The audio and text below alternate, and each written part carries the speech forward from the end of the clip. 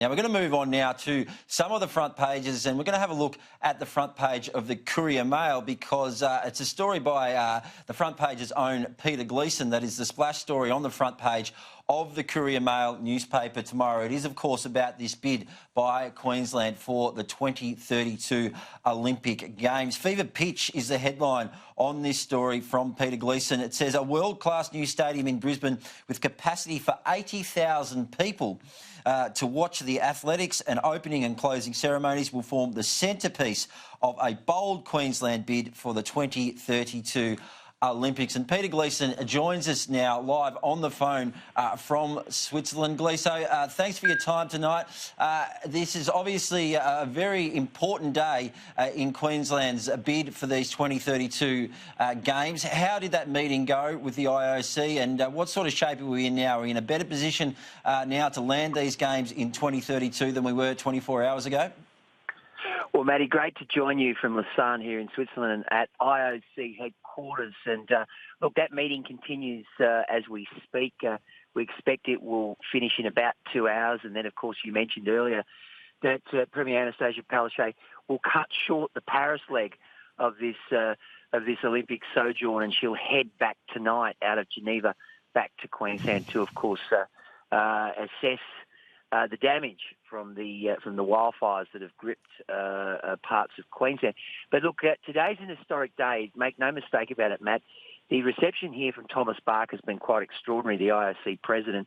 It's very clear that there is a genuine warmth between him and the Premier. She dined with him. They had lunch together, just one-on-one, which is quite extraordinary.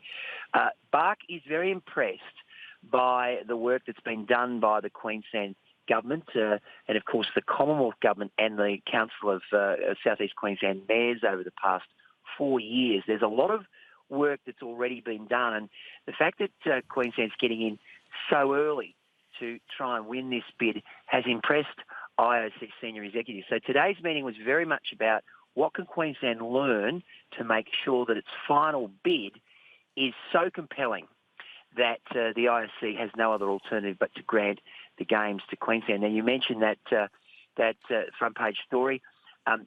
Details on specifics are hard to come by, but it's my understanding that there would be an 80,000-seat stadium that would be built possibly at the old QE2, which is out at Nathan, about 12 k's from the CBD. There's also suggestions that the Gabba could be redeveloped.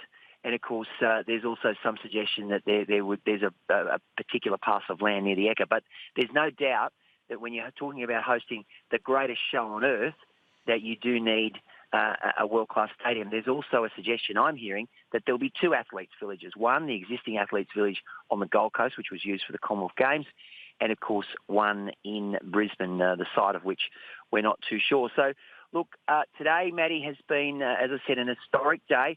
I've also learnt that St. Petersburg in Russia and Shanghai in China are shaping up as the main contenders. But what you've got to understand about the IOC right now is that it's a completely different animal than it was 15 or 20 years ago under Juan Antonio Samaranch. The transparency attached to bidding these days is extraordinary. They're going to set up a host bid commission by the end of the year.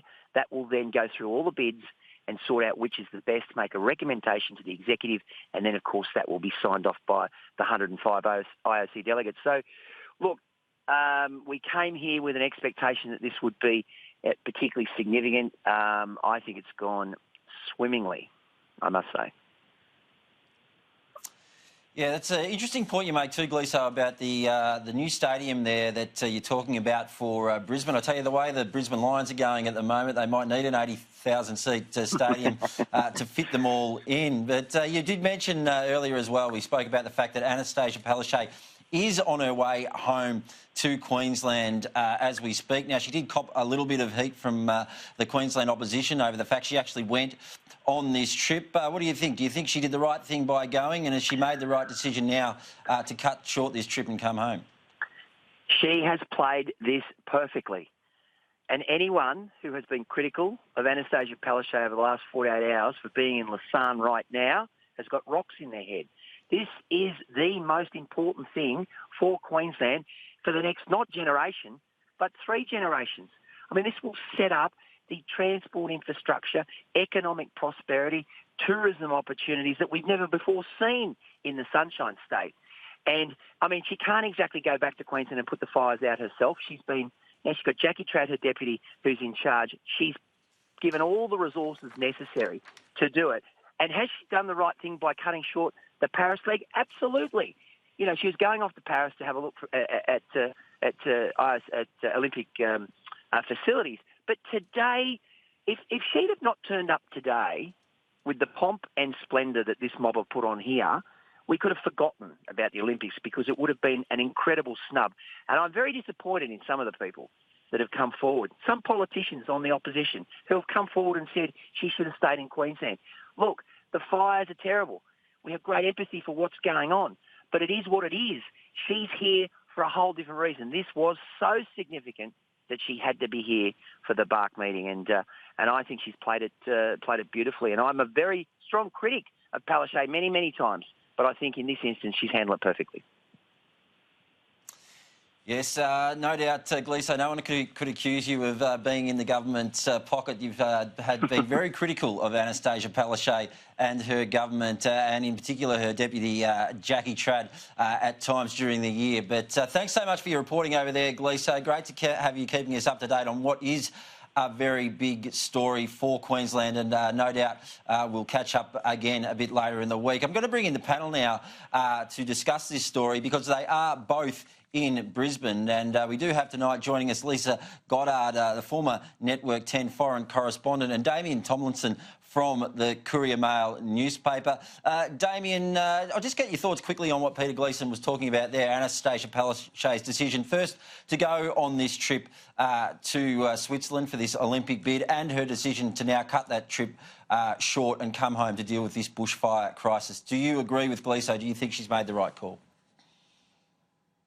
Look, I do agree with Gleeson on this one, and good evening to you and good evening everybody. This is a big deal, you know. SEQ 2032, as we're calling it here at the Courier-Mail, is going to be a generational event. And, you know, while the timing, of course, she's been criticised for leaving during the midst of a bushfire crisis here in the southeast. Look, in her defence, I think when she got on the plane, it probably didn't look as bad as it has become.